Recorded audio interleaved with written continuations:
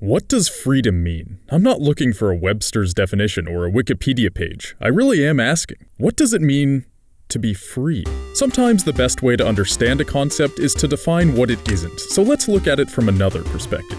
Are Pokemon free? Maybe that sounds silly to you, but it's a pretty difficult question to answer. Many people lean one way or another right off the bat, and there's evidence for each side. When we think about Pokemon, we aren't imagining these elemental beings serving their masters or following orders without question. Yet much of the time, that is exactly what is happening. Does this mean that Pokemon are slaves? Let me put it another way. Aren't they shackled to their trainers with no hope of escape until they're released?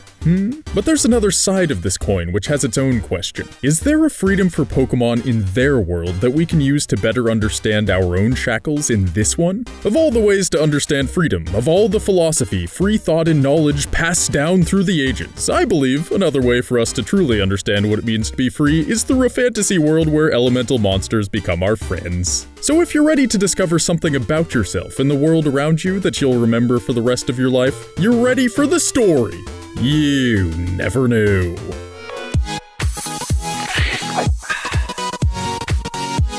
Before I blow your goddamn mind into 1,000 pieces of gooey shrapnel, we first got to answer this question. How are Pokemon treated? Well, a good trainer treats their Pokemon with love and respect, while a bad one abuses them and doesn't listen. But this view of Pokemon is shallow, the mere basics of what everyone knows about how to treat anything. So instead, let's look a little deeper and paint a picture of a normal wild Pokemon that ends up getting captured. Let's say there's this sweet little Eevee just chilling in a meadow. It's doing its thing and doesn't have a care in the world. Until a trainer comes along. Suddenly, the trainer whips out another Pokemon and, now what the fuck, Charmander? Is it cool to just attack someone for no reason? You're an asshole, you dick. So our beloved Eevee begins to get raffle-stomped by this trainer's Charmander. And why would Eevee even stand a chance? She's not a battle-hardened Pokemon. She's used to prancing around her beautiful meadow and giving blowjobs on the weekends. Eevee was never prepared for this fight. She tries to escape, screaming as fire blazes around her, scorching the very earth Eevee stands on. She's trapped by fire. The walls of flames draw closer, consuming the meadow underneath. There is no escape. Eevee closes her eyes shut as the fire spin licks at her fur. After getting beaten to a pulp and inching towards death, the trainer throws a Pokeball at her. Our poor, tired Eevee fights to escape the ball's plasmic grasp, but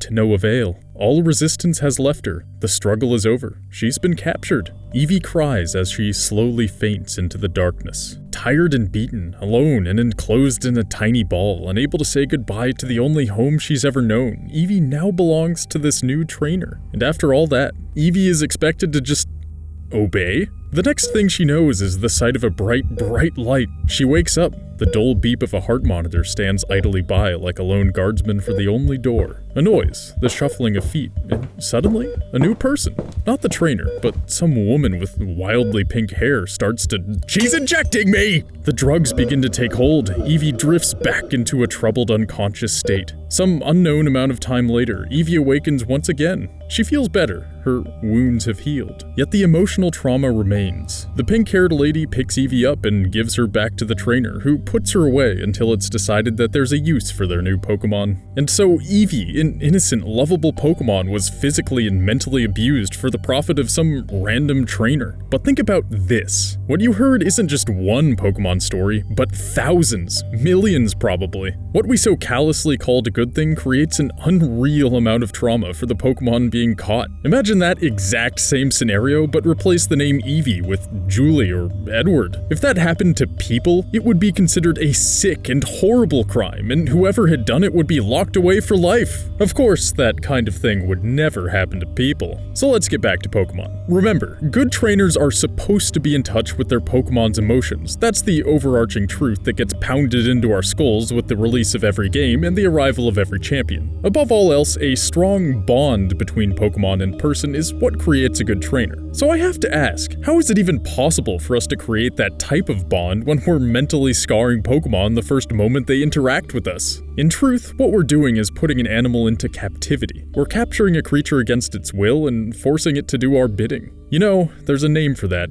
a slave. Not convinced? The most obvious evidence is the Pokeball. Pokemon are confined to these tiny homes until we let them out. There's only a few exceptions to this rule, like Pikachu and Togepi. Forcing a creature to live in a very small space until the owner deems it acceptable to let them out seems a lot like slavery to me. But that's just one reason for why Pokemon are slaves. Think about it. The entire act of being captured has obvious ties to slavery. The story of the Eevee I told earlier is extremely similar to what many slaves went through when they were first captured in Africa and sold in America back in the 16, 17, and 1800s. An African would be taken by force from their home, confined to a tiny space on a ship while traveling the Atlantic, sold to a buyer in America, and then would be expected to obey their master without question. Isn't that eerily similar to what happens to Pokemon? And that's not the end of it. What about the fact that Pokemon are pit against each other for the mere sake of human enjoyment? Pokemon fights are one of the main sources of public entertainment in the Pokemon world. The best of the best fight in huge stadiums in front of thousands of fans. This seems like a good thing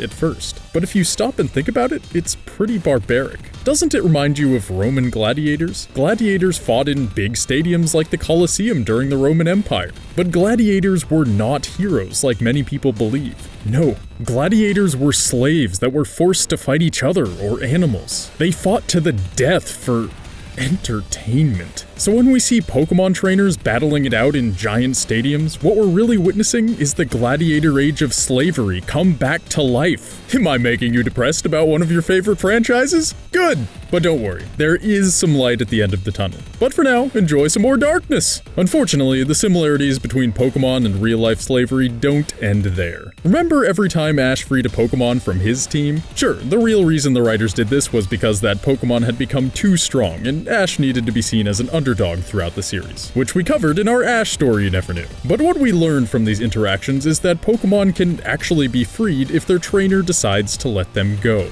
Guess who else can be freed if their master decides to let them go?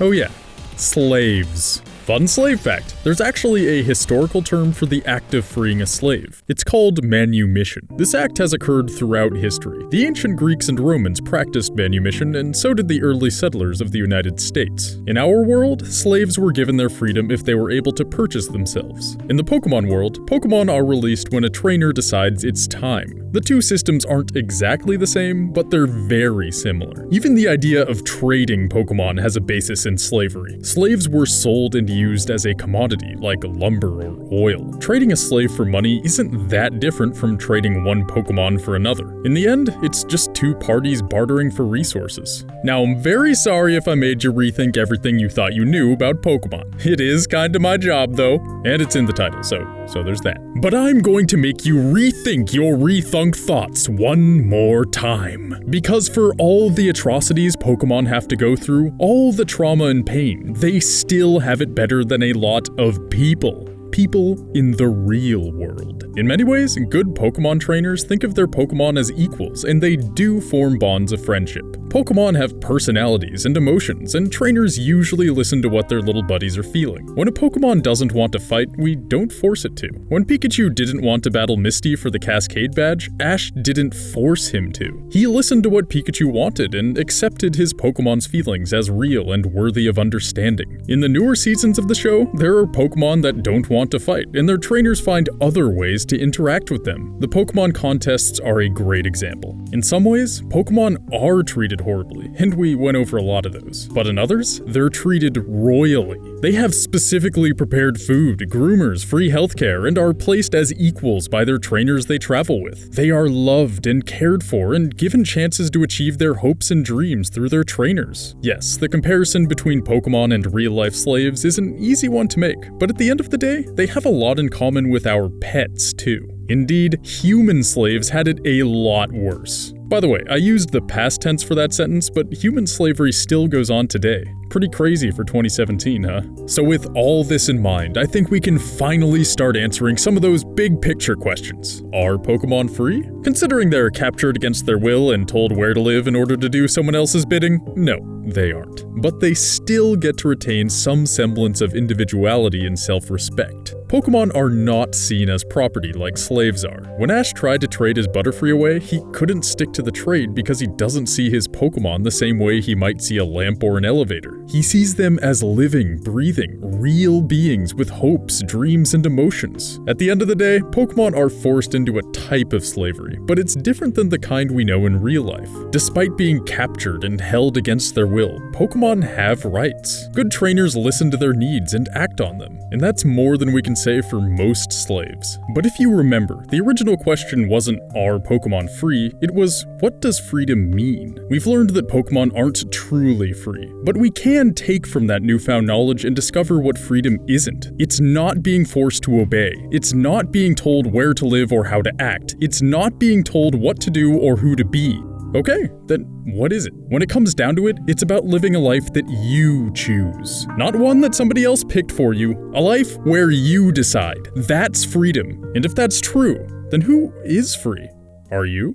I hope you think on that for a moment. But for now, we've finally arrived at our last question. Are Pokemon slaves more free than us? If freedom is living a life where you decide, then for many of us, the answer is yes. Look at the facts. These may not be true for you, but know that they're true for many out there in the world. We live in a time of constant war, a time where people are forced to leave their homes with whatever they can carry, or die. A time where humans are not seen as humans, but mere casualties after the fact. You and me, we live in our homes away from these problems. We hear about it on the news or in school, and we're told not to forget history or we're doomed to repeat it. Yet we continue to have violence and hate spew from every corner of the earth. It's a bitter picture, but what I'm about to say might be even worse. Pokemon may be slaves, but they're at least treated well and loved. Can we say the same about our fellow man, or do we fall horribly, inexcusably short? I don't say this to poop on your day. I say it because it needs to be said, because when I talk about Pokemon, the fact is, they're not real, but the trauma that happens to them happens to real people every day.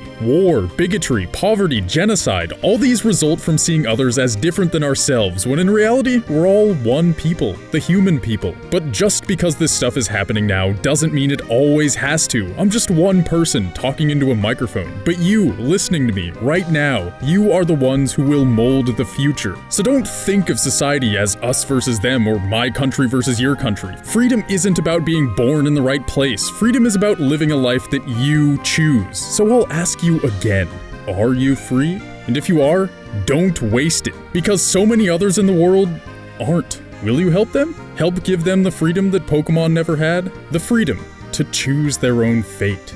And that's the story. You never knew.